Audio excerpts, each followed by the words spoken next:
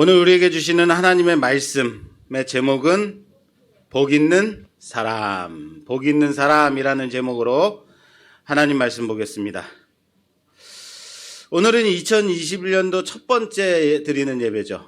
신년 감사 예배를 드립니다.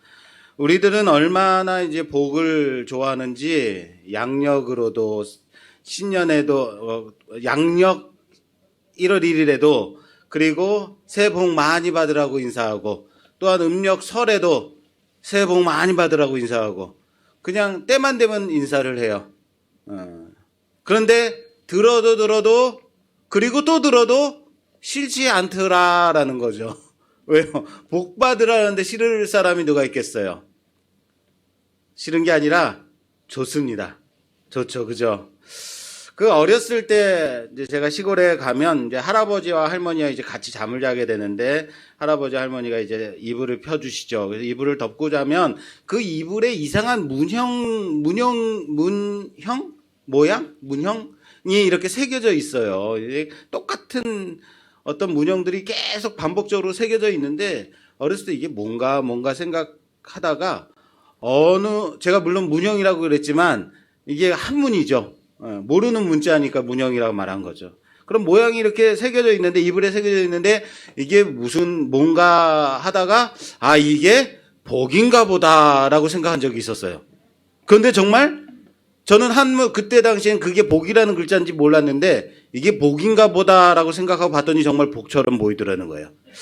가끔 제가 나는 천재인가라는 생각 될 때도 있어요. 내가 이거를 배운 적이 없는데 그냥 깨달아지는 거. 복처럼 생긴 거, 이거 복인가 보다 이렇게 깨닫는 거 있잖아요. 재미있는 건 뭐냐면 예전엔 시골에 가면 또 방 안에 꼭 뭐가 있었냐면 오강이 있었잖아요. 네, 오강이네. 스텐 오강이 있었어요. 스텐 오강에 뭐가 쓰여 있냐면 거기에도 복자가 쓰여 있더라라는 거예요. 야, 아마 잠잘 때 잠을 잘 자는 것이 복이다. 용변 볼 때 용변 잘 보는 것이 복이다. 이런 의미에서 그런 것들을 새겨놓지 않았나 생각이 돼요. 어쨌든 우리 민족은 복을 매우 좋아하는 민족이다라고 말을 하려고 했는데 우리 민족뿐만 아니라 모든 인간들은 다 뭐를 좋아해요? 복을 좋아하더라라는, 매우 좋아하더라라는 거예요. 그렇다면 복은 과연 무엇인가? 성경에서 말하는 복은 과연 무엇을 말하는 것인가? 오늘 좀 함께 좀 살펴보려고 합니다. 성경에서 복에 대해서 써 있는 것들을 좀 찾아봤는데 잠언서 좀 보겠습니다. 잠언서 3장 13절. 잠언서 3장 13절. 지혜를 얻은 자와 명철을 얻은 자는 복이 있나니. 할렐루야. 예. 복을 받고 싶으시면 아멘을 크게 하십시오. 예, 잠언서 16장 20절. 16장 20절에도 삼가 말씀에 주의하는 자는 좋은 것을 얻나니 여호와를 의지하는 자는 복이 있느니라. 할렐루야. 29절 18절 말씀, 잠언서 29장 18절 말씀에도 묵시가 없으면 백성이 방자히 행하거니와 율법을 지키는 자는 복이 있느니라. 할렐루야. 복이 참 많이 나와요. 그 외에도 여러 가지 복들이 많았는데 세 가지만 대표해서 가져왔습니다. 자, 여기서 복이 뭐라고 하냐면 지혜와 명철, 여호와를 의지하는 것, 율법을 지키는 자가 복이 있다라고 말씀하고 있어요. 지혜서인 잠언서 말씀에서 이렇게 말하고 있다라는 거예요. 뭐라고요? 지혜와 명철, 여호와를 의지하는 것, 또 율법을 지키는 것이 지혜다라고 말씀하고 있어요. 그런데 조금 실망스럽지 않으신가요? 물질의 복, 건강의 복, 직장의 복, 진로의 복, 학업의 복, 자녀의 복, 이런 건 하나도 없고 뭐만 있어요? 명철, 지혜, 또 뭐 있죠? 율법, 의지하는 것, 이런 것들이 복이라고 말씀하고 있어요. 오늘 시편 1편 이 말씀을 통해서 정말로 진정한 복이 무엇인지, 진정으로 복이 있는 사람이 누구인지 좀 그래서 깊이 좀 살펴보고 함께 은혜를 나누려고 합니다. 그래서 복 있는 사람이 되기를 주님의 이름으로 축원합니다. 오늘 1절 2절 말씀 다시 좀 봉독해 주시겠어요? 시편 말씀 1편 1절에서 2절 말씀. 복 있는 사람은 악인들의 꾀를 따르지 아니하며 죄인들의 길에 서지 아니하며 오만한 자들의 자리에 앉지 아니하고 오직 여호와의 율법을 즐거워하여 그의 율법을 주야로 묵상하는도다. 아멘. 우선 복 있는 사람이 누구인지에 대해서 오늘 시편 말씀에 정확하게 확실하게 말씀하고 있다라는 거예요. 복 있는 사람은 이러이러한 사람이다라고 말해요. 복 있는 사람은 악인들의 길을 따르지 아니하며 죄인들의 길에 서지 아니하며 오만한 자들의 자리에 앉지 아니하는 자가 복 있는 사람이라는 사실을 믿으시길 바랍니다. 따르지 않고 서지 않고 앉지 않는 것, 따르지 않고 서지 않고 앉지 않는 자가 복 있는 거라는 거예요. 따르면 그 길에 서게 되는 거예요. 그 길에 서게 되면 거기에 앉게 되는 거예요. 누가요? 누구를 따르고 누구와 함께 서 있고 누구의 자리에 앉는다고요? 죄인, 악인, 오만한 자, 이들과 함께 하지 않는 자, 그 사람이 복이 있는 사람이라는 사실을 믿으시길 바랍니다. 그렇다면 지금 내 주변에는 누가 있는가? 나는 항상 누구와 함께 하고 있는가? 내가 누구와 함께 길을 가고 있는가? 점검하면 내가 복이 있는 사람인가 아닌가 알 수 있겠죠. 사랑하는 여러분, 내가 누구와 함께 하는지 점검하는 올 초가 되기를 주님의 이름으로 부탁합니다. 자, 이 복 있는 사람은 하나님의 말씀을 주야로 묵상한대요. 복 있는 사람은 하나님의 말씀을 묵상하는 자다. 따라서 합시다. 복 있는 사람은 하나님의 말씀을 묵상하는 자다. 말씀을 가까이 하는 자, 잠언서에서도 말씀하고 있듯이 율법을 지키는 자가 복된 자, 복 있는 사람이다라는 거예요. 그래서 우리 교회는 올해부터 우리 교회는 뭘 할 거냐면요, 전교인 대상으로 큐티를 하려고 합니다. 큐티는 quiet time이라고 해서 조용한 시간에 하나님의 음성을 듣는 시간이에요. 하나님의 말씀을 보는 시간을 가지려고 그래요. 매일같이 짧은 시간이라도 하나님의 말씀을 묵상하고 하루를 시작하는, 항상 하나님의 말씀을 가까이 하는 그런 우리 교회가 되기를 위해서 이 큐티를 하려고 합니다. 그래서 이 큐티는 어떻게 해야 될 것인지에 대해서 예배 끝나고 다시 광고를 드리도록 하겠습니다. 어쨌든 항상 하나님의 말씀을 가까이 하는 우리 성도가 되기를 주님의 이름으로 부탁합니다. 하나님의 말씀을 가까이 하기 위해서 이 큐티 운동을 하려고 한다고요. 왜 큐티 운동을 한다고요? 복된 사람이, 복 있는 사람이 되기 위해서, 복된 교회가 되기 위해서 큐티 운동을 하는 거예요. 그래서 우리 교회가, 우리 성도들이 모두 다 복 있는 사람, 우리 교회가 복된 교회가 되기를 꿈꿔본다라는 거예요. 21년도는 정말로 우리가 복된 사람으로 세워지는 원년이, 21년도는 우리 교회가 복 있는 교회가 되기를 주님의 이름으로 축원합니다. 그럼 복된 사람은 과연 어떤 사람인가? 말씀드렸죠. 복된 사람은 어떤 사람이라고요? 그렇죠. 하나님의 말씀을 가까이 하는 자. 근데 너무 아직 추상적이에요. 내가 말씀을 가까이 하면 난 복된 사람이다, 그냥 믿습니다 하고 끝낼 건가요? 그러면 실제적으로 복 있는 사람은, 복된 사람은 어떤 사람이냐? 마태복음 찾아볼게요. 마태복음 5장. 마태복음 5장 1절에서 좀 깁니다. 1절에서 좀 빨리 읽어주세요. 1절에서 10절까지 보겠습니다. 마태복음 5장 1절에서 10절까지 다시. 예수께서 무리를 보시고 산에 올라가 앉으시니 제자들이 나온지라. 입을 열어 가르쳐 이르시되 마이크 안 되나요? 네.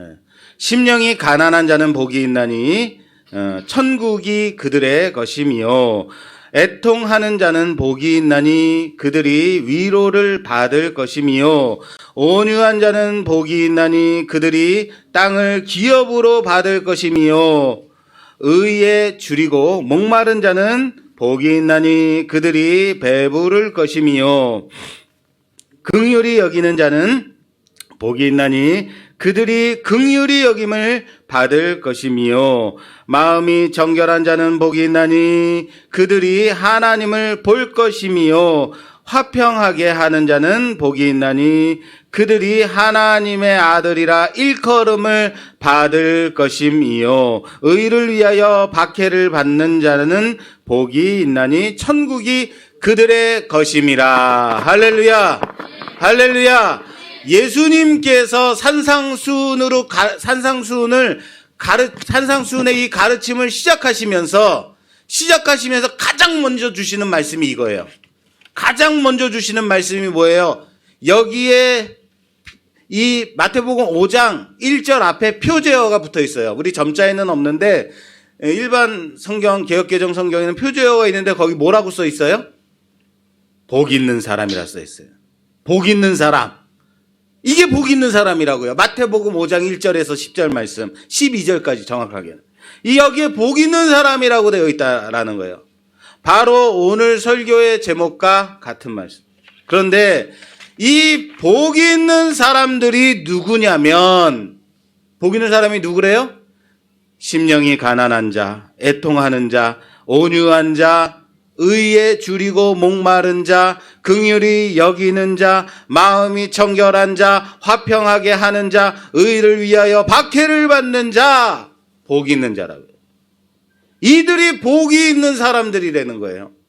이들에게 임한 복을 우리는 무슨 복이라고 하냐면 팔복이라고 합니다.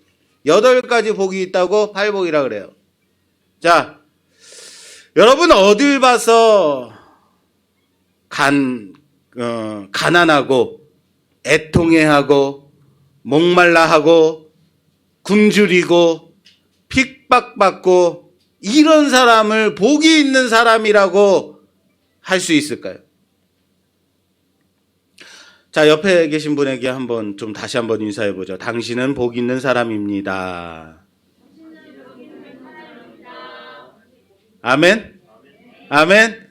자, 바꾸어서 한번 말해볼까요? 자, 복 있는 사람입니다. 이것을 제가 다시 해석해서 말씀드릴게요. 마태복음 5장에 의거해서 제가 말씀드리자면, 당신은 지독하게 가난한 사람이고요. 맨날 그냥 억압받고 억울해해서 애통해하는 사람이고요. 당신은 목이 바짝바짝 마르고 배가 고파가지고 배가죽이 등가죽에 등에 붙는 사람이고요.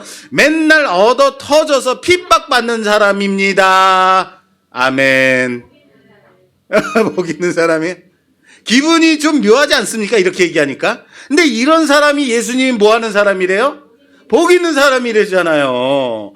적어도 복 있는 사람이라면 어떤 사람이어야 되냐면 배부르고 등 따시고 저처럼 얼굴이 반짝반짝 빛나고 살쪄가지고 기름이 잘잘 흐르고 얼굴에 이런 사람 복 있는 사람 아니에요? 흙바닥이 아니라 저기에 커다란 맨션이나 아파트에서 이제 사는 사람, 이런 사람들 복 있는 사람 아닌가요?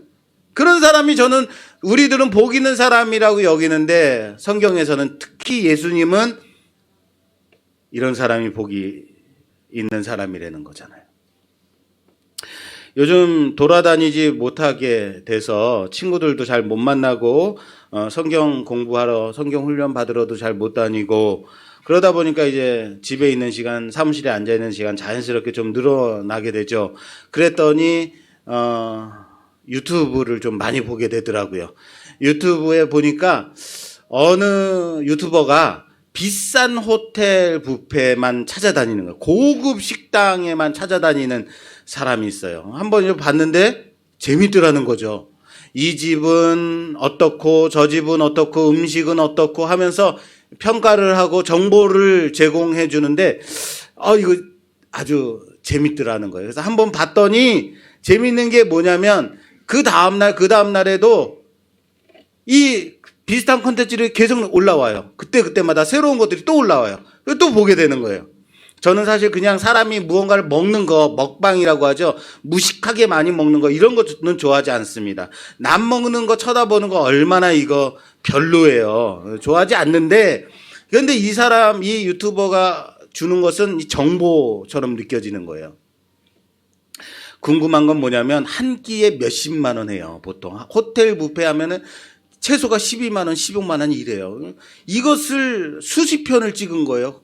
그리고 고급 음식점에 가서 그 음식을 먹으면서 이 정보를 제공해 주는데 재미있더라는 거야. 그런데 쳐다보는데 재미있어서 한 번 봤더니 또 보게 되고 다음날에 또 새로운 걸 또 보게 되고, 그래서 너무 재밌어서 또 친구한테 야 이거 한번 봐봐 재밌어 하고 전도하고.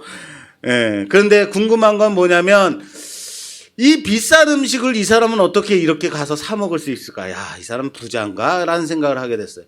이 사람 어떻게 이렇게 비싼 음식을 이렇게 먹게 되지? 야. 그런데 이 궁금증이 풀어졌습니다. 뭐냐면요. 이 사람은요. 자기가 이 뷔페나 이런 데 가서 컨텐츠를 찍어서 올리면 우리 같은 사람들이 컨텐츠를 보는 거예요. 컨텐츠를 보게 되면 사람들이 많이 조회수가 올라가게 되면 그 사람이 그 컨텐츠에 대한 비용이 나오는 거예요. 그러니까 조회수에 대한 비용이 나와요. 그래서 그걸로 인해서 돈을 많이 버는 거예요.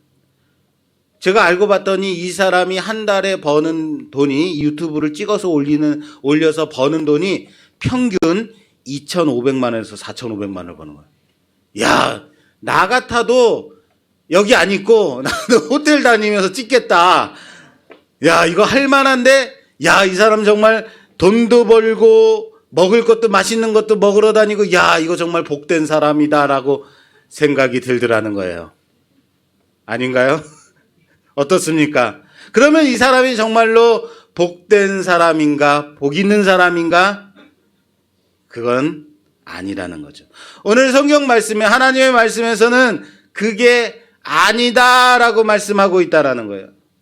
너희가 생각하는 그 복, 너희가 생각하는 그 복 있는 사람, 야, 이 사람 좋겠다, 너희들이 부러워하는 사람, 그 사람이 복이 있는 사람이 아니다. 복되지 않다라는 거예요. 하나님의 말씀은 그게 복이 아니다라는 사실을 말씀하고 있습니다. 복 있는 사람은 어떤 사람이라고요? 가난하고 목마르고 줄이고 또 애통해하고 핍박받는, 바로 지금 이 말씀, 예수 그리스도의 그 말씀을 듣던 그 당시에 너희들이 복된 사람이다라고 주님께서 그들을 향해서 주시는 말씀이에요. 너희들이 힘들고 어렵게 살아가지, 가난하고 핍박받으며 그렇게 의를 붙들기 위해서 그렇게 고생하지, 너희들이 복 있는 사람이야. 이 말씀, 나의 말씀을 듣는 너희들이 복 있는 사람이다라고 말씀하고 있다는 사실을 믿으시길 바랍니다. 주님의 그 말씀을 지금 듣고 있던, 그 현장에서 듣고 있던 그들, 당시에 주님을 따르던 자들, 그들이 복 있는 사람이요. 또한 지금 이 추위를 무릅쓰고 여기 나와서, 그리고 영상으로, 인터넷으로, 랜선으로, 전화선을 통해서 말씀을 듣고 있는, 예배를 함께 드리고 있는, 길을 쫑긋 세우고 1층과 3층에서 예배를 드리는 바로 우리 모두가 복 있는 사람이라는 사실을 믿으시길 바랍니다. 우리가 복 있는 사람이라고요. 말씀은 복 있는 사람의 조건을 말하는 게 아니에요. 복 있는 사람은 어떤 조건에 있는 사람이 복이 있는 사람이다라고 말하는 게 아니라고요. 누가 복이 있는 사람이냐라고 말하고 있다는 거예요. 누가 복이 있는 사람이냐. 자, 옆에 있는 사람에게 다시, 옆에 계신 분에게 다시 인사하죠. 당신이 복이 있는 사람입니다. 또한 우리 인터넷과 집에서 예배를 드리시는 분들은 가족에게 네가 복이 있는 사람이야, 당신이 복이 있는 사람이야.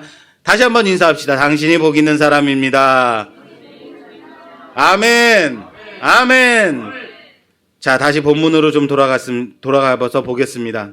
그러면 복 있는 사람은 어떤 사람인지 이제 좀 볼게요. 복 있는 사람이 어떤 사람인지 좀 깊이 좀 보도록 하겠습니다. 자, 복 있는 사람은 3절과 4절입니다. 3절과 4절 봉독해 주세요. 그는 시냇가에 심은 나무가 철을 따라 열매를 맺으며 그 잎사귀가 마르지 아니함 같으니 그가 하는 모든 일이 다 형통하리로다. 악인들은 그렇지 아니하며 오직 바람에 나는 겨와 같도다. 아멘. 자, 복이 있는 사람은 시냇가에 심기운 나무 같아서 항상 물을 충분히 공급받고 영양분을 충분히 공급을 받아서 열매를 주렁주렁 풍성히 맺는 사람이 뭐래요? 복 있는 사람이래죠. 항상 형통함이 가득하대죠. 자, 이 형통함에 대해서는 창세기 제가 요셉 편에서 이 형통이 무엇인지에 대해서 아주 자세하게 설명했기 때문에 여기서는 다시 언급하지는 않겠습니다만, 단지 모든 일이 잘 되는 것, 모든 일이 하는 것마다 잘 되는 사람, 하는 일마다 잘 풀리는 사람, 이게 형통? 아닙니다. 이런 거 가지고 형통이라고 말하지 않습니다. 성경에서는. 잘 풀린다는 건요, 여러분 두루마리 휴지일 뿐이에요. 여기 안 웃으시는 분들은 이해가 잘 안 되는 것 같은데, 집에 가서 이불을 덮고 한번 그게 뭐지? 잘 풀리는 집, 이게 뭐지? 잘 풀리는 사람, 어떻게 두루마리 휴지지? 화장실 가서 한번 생각해 보세요. 아하, 그거구나라고 생각될 수 있어요. 자, 반면 악인은 어떤 사람이래요? 바람에 나는 겨와 같아서. 겨는 어때요? 겨는 속이 비어 있어요. 그래 날아다녀요. 껍데기에 불과하다라는 거예요. 열매가 없어요. 그 안에는 껍데기니까. 그러면 복 있는 사람과 악인의 차이는 무엇일까요? 복 있는 사람과 악인의 차이는 무엇일까? 열매가 있다 없다? 열매가 있느냐 없느냐일까요? 속이 꽉 찼느냐 속이 비었느냐일까요? 네, 이렇게 얘기하면 아니기 때문에 그런 거죠. 자, 우리는 언제나 잊지 마세요. 열매는 우리가 맺는 게 아니다라는 거예요. 우리는 붙어 있는 싸움 하는 거예요. 가지가 나무에 붙어 있으면 열매는 어떻게 돼요? 맺혀지는 거예요. 성령의 열매는 내가 맺는 것이다? 아니에요. 성령이 맺으시는 열매는 이라고 되어 있는 거예요. 할렐루야. 열매에 집착하지 마세요. 내가 어떤 열매를 맺었는가 그거 보지 마세요. 내가 잘 붙어 있었는가, 내가 꼭 붙들고 있는가, 예수님을. 자, 복 있는 사람은 뭐라고 하냐면 열매를 많이 맺었다가 아니에요. 복 있는 사람은 시냇가에 심기운 나무라고 돼 있어요. 복 있는 사람은 시냇가에 심은 나무, 복 있는 사람.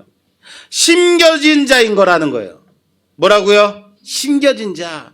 뿌리를 땅에 굳게 박고 깊이 뿌리를 내려서 흔들리지 않는 자, 바로 복 있는 자. 무슨 말이냐면요, 내 자신에 대한 것이 아니라 하나님 의존적인 사람이 복 있는 사람이라는 사실을 믿으시길 바랍니다. 따라서 합시다. 하나님 의존적인 사람, 복 있는 사람이다. 그걸 얘기하는 거예요. 내 자신을 의지하느냐, 내 의를 드러내느냐, 하나님을 의지하느냐, 하나님의 의를 구하느냐, 하나님 의존적이냐, 이게 복 있는 사람이라고요. 악인은 의존적이지 않아요. 악인은 의존적이지 않기 때문에 땅에 깊이 박혀 있지 않습니다. 또한 팔랄레 그렇게 바람만 불면 이리로 저리로 마구마구 날아다니는 사람. 나는 내 마음대로 내 마음껏 살 수 있어 하고 날아다니는 사람이죠. 하나님 의존적이지 않기 때문에 그런 거예요. 어디에 굳건히 박혀 있지 않다. 그렇습니다. 너무 잘나면요, 너무 능력이 많으면요, 너무 모든 것을 다 잘하면 내가 최고인 줄 알아요. 내 자신이 다 해놨다고 생각해요. 내가 다 할 수 있다고 생각해요. 내가 전부인 양 그렇게 한다는 거예요. 그래서 하나님이 필요하지 않다는 거예요. 그러니까 하나님을 의존하지 않습니다. 내가 심판자가 되는 겁니다. 내가 기준이 되는 겁니다. 바람에 나는 겨와 같은 자, 이리저리 흔들리는 자가 악인이란 사실을 믿으시기 바랍니다. 사랑하는 여러분, 우리는 의존적인 사람입니까? 아니면 독립적인 사람입니까? 우리 중심에 하나님이 계셔서 언제나 하나님 의존적인 사람으로 살아가는 우리 모두가 되기를 주님의 이름으로 축원합니다. 우리는 주의 말씀에 깊이 자리 잡고 그 안에서 공급받는 그 말씀, 그 영양분과 물을 충분히 공급받아서 저를 따라 그 말씀으로부터 맺혀지는 귀한 열매를 맺는 하나님 의존적인 자들, 또한 말씀으로 공급받는 자들로 복 있는 사람으로 세워지기를 주님의 이름으로 축원합니다. 자, 이리저리 흔들흔들대지 마십시오. 깊이 뿌리 박으며 중심을 굳건히 하나님의 말씀에 자리 잡아서 풍성한 나무로 세워지기를 주님의 이름으로 축원합니다. 그리고 오늘 말씀의 결론입니다. 5절과 6절 말씀 봉독해 주세요. 그러므로 악인들은 심판을 견디지 못하며 죄인들은 의인들의 모임에 들지 못하리로다. 아멘. 아멘. 무릇 의인들의 길은 여호와께서 인정하시나 악인들의 길은 망하리로다. 아멘. 아멘. 그렇습니다. 의인들은 어떻게 한다고요? 하나님이 인정하신다고요. 하나님이 인정하시는 자가 의인이라고요. 그래, 너 의인이다. 항상 내 말을 가까이 하고 내 말 가운데 거하는 너는, 지키는 너는 의인이다라고 인정하시는 자, 복 있는 사람이라는 사실을 믿으시길 바랍니다. 인정하시는 거예요. 그러나 악인의 길은 어떻게 된다고요? 망한다고요. 악인의 길은 망하는 길이라는 사실을 믿으시기 바랍니다. 여러분 사업이 망하고 그럼 악인? 집안이 쫄딱 망하고 그럼 악인? 온몸이 완전히 망가지고 그럼 악인? 이런 거 아니라는 거 아시죠? 악인 망한다는 거는요, 영원히 망하는 거예요. 망하는 길은 하나님이 인정하지 않는 길이라는 거예요. 하나님이 인정치 않는 길, 그 길은 망하는 길이라는 사실을 아시기 바랍니다. 하나님이 인정하지 않는 그 길은 뭐라고요? 망하는 길이라고요. 망하는 길. 우리가 아무리 사업에 망하고 또한 자녀가 말썽 부리고 또한 건강에 문제가 생겨서 아이고 내 인생 망했네 라고 한다 할지라도 그것은 망한 게 아니죠. 하나님이 인정하신다면, 하나님이 붙잡아 주신다면 너는 의인이야. 그런데 아무리 잘 나가고 사업이 잘 되고 돈 많이 벌고 좋은 집에 산다 할지라도 하나님이 인정하시지 않는 것, 그게 뭐라고요? 망하는 거라고요. 사무엘상 좀 찾아볼게요. 사무엘상 4장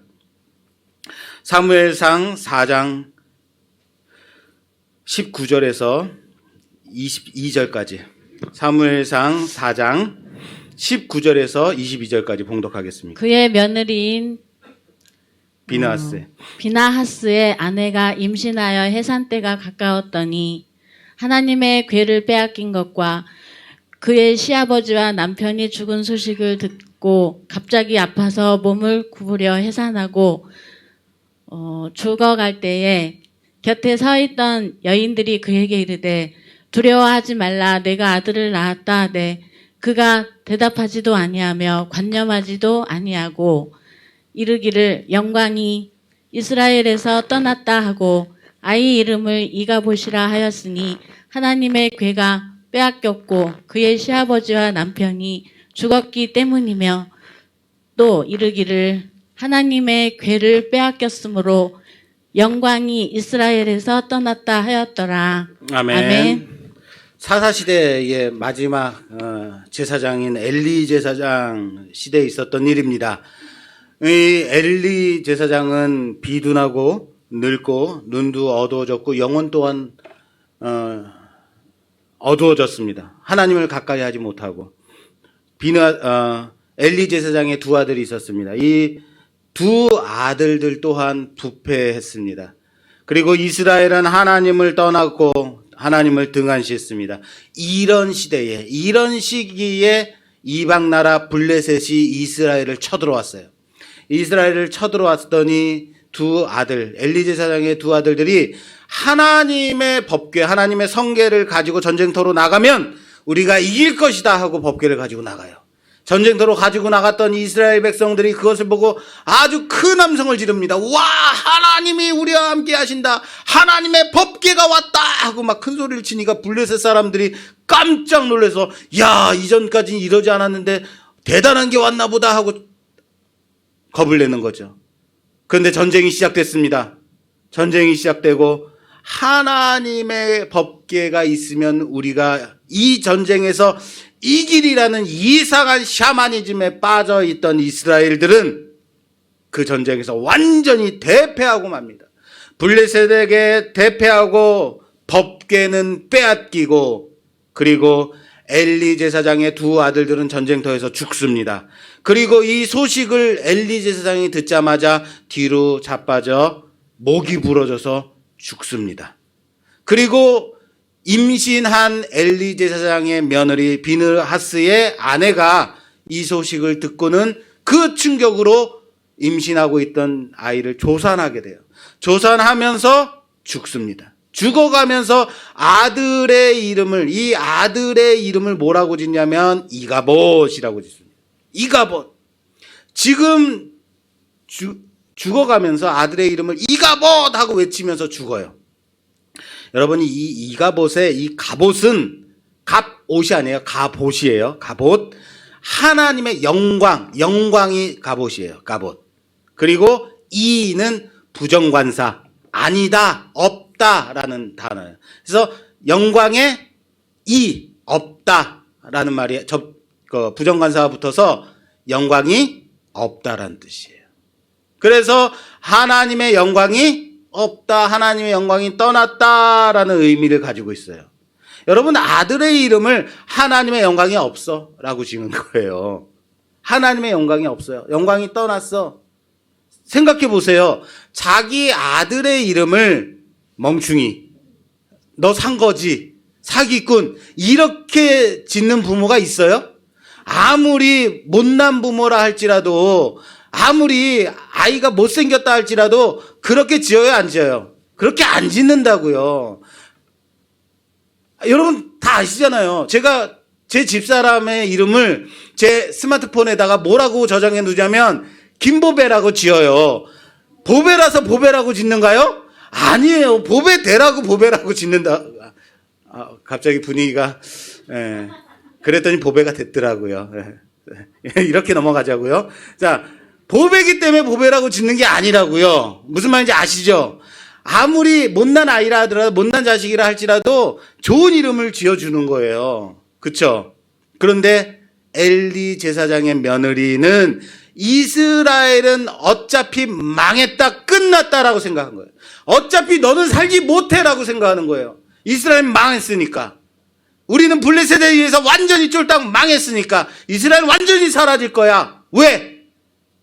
하나님이 떠났으니까. 하나님의 영광이 없으니까. 그러니까 너는 아무 이름으로 지어도 상관이 없어 라고 하는 거예요. 그리고 죽어요.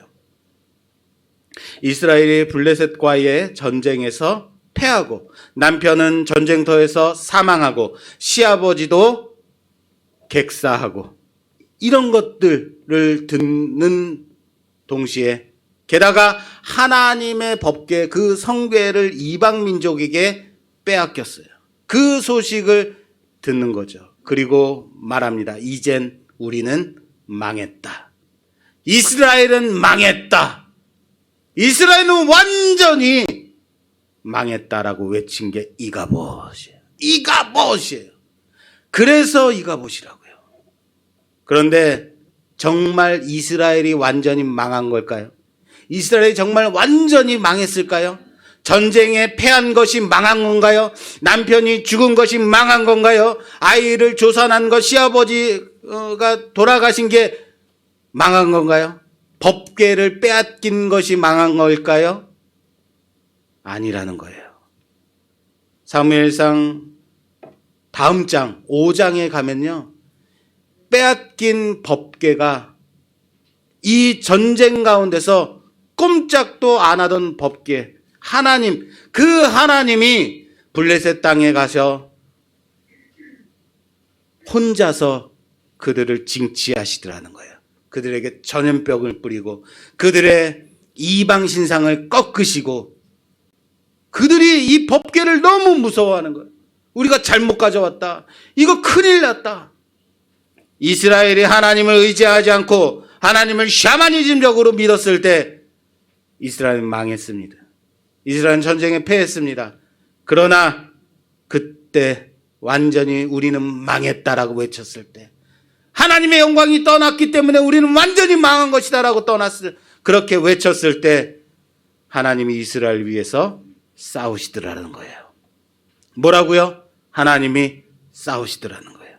그렇습니다. 내가 완전히 망했다고 생각할 때, 내가 내 힘으로 할 수 있는 것이 없다고 인정할 수밖에 없었을 때, 그때가 하나님이 일하시는 때라는 사실을 믿으시길 바랍니다. 날이 저물어 갈 때, 빈들에서 걸을 때, 내 힘으로 안 될 때, 빈손으로 걸을 때, 그때가 하나님의 때라는 사실을 믿으시길 바랍니다. 2020년 지긋지긋했어요. 너무 힘들었어요. 2020년 완전히 망했어 라는 친한 친구의 말이 기억납니다. 이렇게 2020년 망한 거야, 2020년 이렇게 끝난 거야 라고 제게 말하더라고요. 그렇습니다. 만물의 영장이라고 불리우던, 큰소리 떵떵 치던 인간들이 그 미물과 같은 그 지극히 작디 작은 그 바이러스 하나 때문에, 그 바이러스 때문에 무너져 온 세상이 올스톱되더라는 거예요. 패닉에 빠지더라는 거예요. 팬데믹에 빠지더라는 거예요. 각자 알아서 살 길을 찾더라라는 거예요. 모든 교통이나 이런 것들을 다 단절시키고 서로 연락을 끊고 그렇게 살기에 급급하더라라는 거예요. 교회마다 성도들이 떠나가고 신앙이 흔들리고 그 작은 믿음 하나 흔적도 찾기 힘들다고 목사님들이 말하더라고요. 교회가 성도 수 가지고 큰 소리 떵떵 칠 때, 교회가 큰 건물 가지고 자랑하고 그렇게 내세울 때 교회는 망할 수밖에 없습니다. 내 힘과 내 능력 자랑하고 내세울 때 세상은 망할 수밖에 없습니다. 하나님이 지켜주시고 그 바이러스 다 한 마리도 못 들어오게 하실 수 있다라고 큰 소리치며 기도하던 그 교회들과 그 기도원 속에서 어떻습니까? 바이러스가 창궐하더라고요.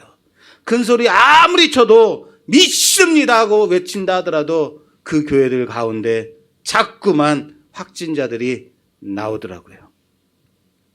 그래도 그렇게 20년이 끝나고 21년은 밝았습니다. 사랑하는 여러분, 새해 새 희망 다들 얘기합니다. 아닙니다. 먼저 우리 스스로는 망했음을 인정하자고요. 내 힘으로 안 된다는 것을 고백하자고요. 내 능력으로는 할 수 없음을 고백하자고요. 나는 가난한 자, 목마른 자, 배고픈 자, 줄인 자, 나는 애통해야 하는 자, 삶에 지치고 고달픈 자입니다. 핍박과 환난 가운데 있는 자임을 직시하고 고백하자고요. 내가 망했어요. 내가 할 수 있는 것이 없습니다. 라고 고백할 때 그 하나님이 일하시는 때라는 사실을 믿으시길 바랍니다. 2020년이 망했으면 2021년은 하나님이 일하시는 새해로 바라볼 것입니다. 그렇게 붙들어 주실 겁니다. 우리 삶 가운데서 드디어 이제 하나님이 일하실 때가 되었음을 고백합니다. 내가 가는 길을 내 힘으로 안 됨을 스스로 인정하고 하나님이 인정하시는 그 길임을, 내가 가는 이 길이 하나님이 인정하시는 길임을 믿고 따라가는 우리 모두가 되기를 주님의 이름으로 축원합니다. 하나님이 인정하시는 그 길을 나아가는 우리 모두가 되기를 주님의 이름으로 축원합니다. 하나님 의존적으로 살아가라고요. 하나님 붙들고 살아가라고요. 내 힘으로는 안 됨을 고백하고 하나님 말씀 붙들고 살아가는 복된 사람으로 세워지는 우리 모두가 되기를 주님의 이름으로 축원합니다. 이리저리 흔들리지 마세요. 이리저리 이리 갔다 저리 갔다 하지 마시라고요. 믿음이 있는 자는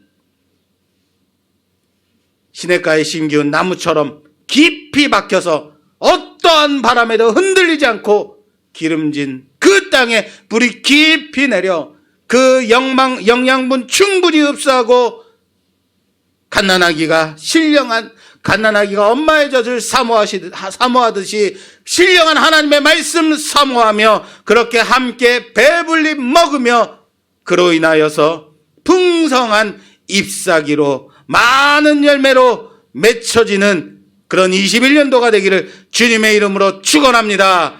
특별히 아직 언제 함께 모여서 신앙생활하고 소그룹 모임하며 그렇게 훈련받고 기도하며 찬양하며 예배 드리는지, 언제 예배를 그렇게 다시 드릴지 아무도 모릅니다. 그렇다고 그때 하면 되지 하고 넋놓고 있지 말라고요. 내게 허락한 이 시간들 소중히 여기고 믿음 잃지 말고 말씀으로 굳건히 큐티하면서 함께 묵상하면서 하나님의 말씀 되새기면서 함께 신앙 지키며 믿음 지키며 21년도를 함께 나아가는 우리 모든 말씀교회 성도들 되기를 주님의 이름으로 축원합니다. 축원합니다.